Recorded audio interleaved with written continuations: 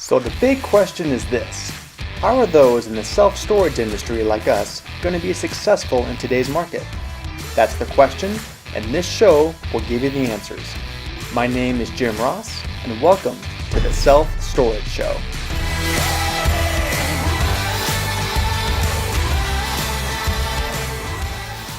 Hi everyone, this is Jim Ross from the Self-Storage Show. On today's session, we are continuing our series on the ISS World Expo speaker series. We have a little preview today from Denise Bowley. How you doing? I'm good, Jim. How are you? Good, good. Thanks for taking the time. I know you're going to be out there in Vegas talking about writing a self-storage company handbook, which is, I don't know, I get that question a lot in my business, so I'm sure you do too. So I'm glad you're talking about that. But anyway, before we get into that, I want to hear a little about you. Tell us a little about yourself and how you got into storage. Okay. So this is my 26th year in self-storage. I started back in the early 90s as a self-storage manager and just worked my way up. And now I am co-owner and operations officer for Grow Your Storage LLC. We're a property management company based out of Lufkin, Texas. And we have facilities in Texas, Colorado, and Wyoming. So I love stories like that. The same way I was, as a manager and kind of grew up in the industry. You got me beat by years, but I love that kind of aspect because you come in a different perspective when you come in from a manager perspective and working your way up to where you're at. So that's awesome. Yes, it does help if you have some management experience because you want to be able to relate to your staff members even when you're not in the mix every day. No, totally. No, that's I say people that have kind of come from that experience or where they're at now. I get it's just a different perspective when you're dealing with your employees that I don't know you can't replace unless you've kind of gone that trajectory. So no, I love those kind of stories. It's the way it should be. Yeah. Anyway, kind of jumping into your presentation here about writing, self storage company handbook. Again, I get that question quite a bit from especially like mom and pop type owners and independent sites are like, what do I know I should have one, but what do I do? So anyway, I know it's extremely important, so I'll let you kind of tell us a little bit of preview about your presentation. I can jump in. Okay. So you're right. Handbooks are important. And my session is called What's Your MO? Writing Your Self Storage Handbook. And MO stands for the way someone does something. So this is your chance as an owner or operator to spell out how you do things or how you want your staff to do things. We are in multiple states. So our labor laws are different, our lien sale laws are different. So we have to pay attention to that depending on what state we're in. So we have different handbooks for each state. So Makes we sense. cover all of the laws. Yeah, especially when you're In talking Texas, about for yeah, especially when you're talking about liens and all of that, you got to make sure you're make sure you're on top of that when it comes to your state laws. you do, and I know that there are some operators who just pick the toughest statute and follow that everywhere in the United States. Oh, geez. We don't. Yeah, because that's not the right way to do it. Another thing, for instance, in Texas, your staff members are not required to take a lunch, but in Colorado they are. So you need to make sure you have that written properly in your handbook. Um, we cover in the session things that you must have in your handbook and things you should have in your handbook. And then we're going to dive a little deeper and go into custom policies and procedures for self storage. And that you can put teamwork, customer service, leasing goals, auction, and delinquency procedures.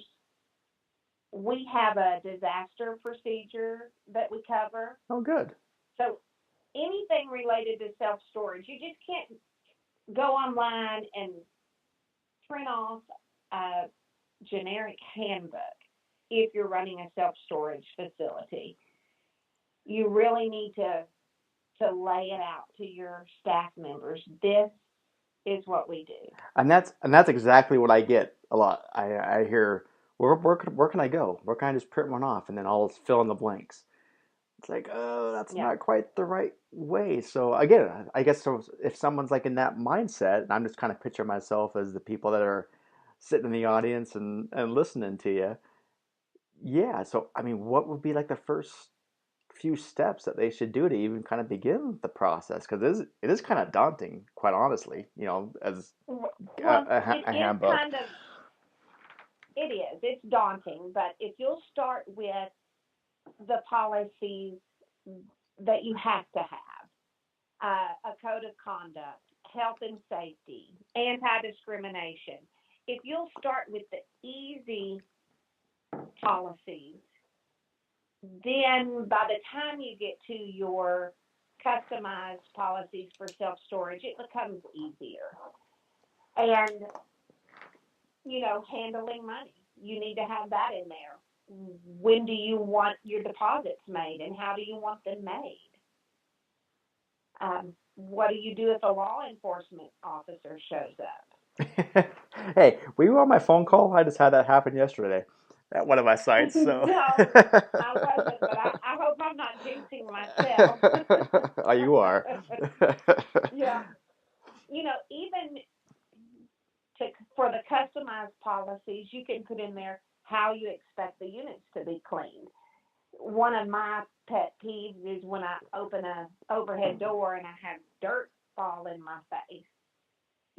That's kind of picky, but we don't want that to happen to our customers. Yeah, it's laying out expectations, and I've seen it way too often where sites are just kind of running it by the seat of their pants, and it seems like when they get new turnover. I mean, we all hate turnover, but hey, it's going to happen. You're going to get new managers and that kind of thing.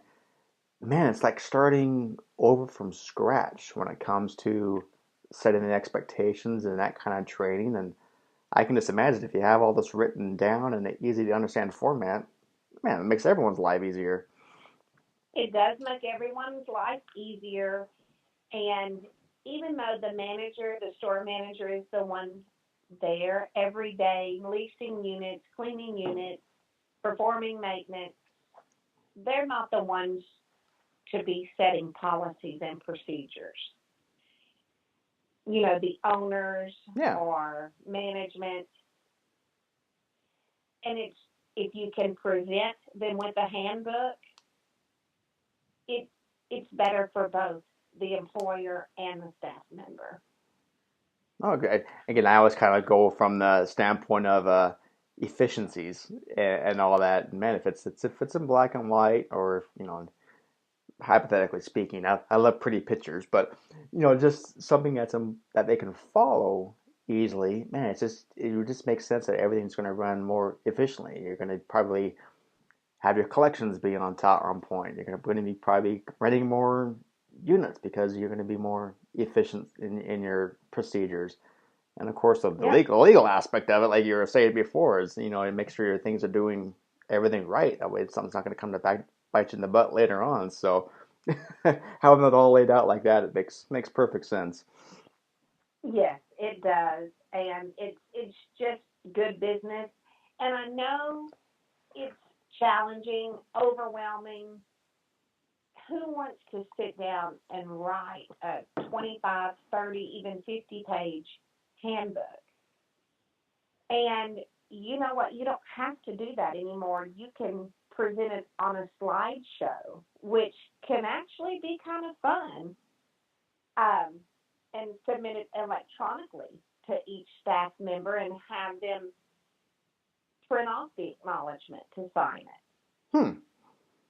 That's a unique way, and yeah, I guess that actually makes sense because if you did electronically, as things change and policies might change or way you run operations, it'd be a lot easier to edit and update that way too.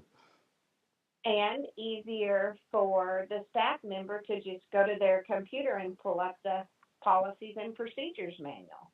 And Mm-hmm. there it is right in front of them. Huh. You're sparking my ideas for me too. I'm thinking about. Well, Oh, good. yeah, no, I'm serious. That makes total sense doing something like that where it's digitized, and man, you could even do like a. I'm thinking you could even do like a screen capture. You could capture screens on policies on how to do certain things with move-ins or videos and things like that, and make it more interactive. Yeah, there's all sorts of things you could do. Yeah. Yeah. Huh. And I misspoke. They don't have to print off the acknowledgement. We all do e-sign now, and they could sign it electronically. Yep. Paper's evil. Yeah, the more you can do without paper, the better. Well, good. Like I said, this the point of this is just kind of show people that man, this is important stuff, and I'm looking forward to being able to sit in the audience and listen to their rest of your presentation on going over this and some more specifics, obviously. But no, I'll definitely be there. And it looks like you're speaking what on Tuesday, April 2nd, 11 o'clock. It's 11 o'clock. That's right. Perfect. All right. Well, I'm going to be in the back, like, I'll be distracting you and waving at you and throwing paper airplanes and see what I can do to distract you. So just don't mind me. Well, Just go ahead and just do your you just go presentation. right ahead. You go right ahead. My ducks are usually not in order, so I don't mind if you act up. All right. Perfect. We'll start the wave or something like that. We'll make it a party. Well, Well, good. all That right. sounds great. Oh, perfect. All right. Well, thanks for taking the time, Denise. And I'll see you in Vegas here shortly. I'll be here before Okay, you then know I'll it. see you then. All right. Take care. Thank you. All Bye bye. right. Bye.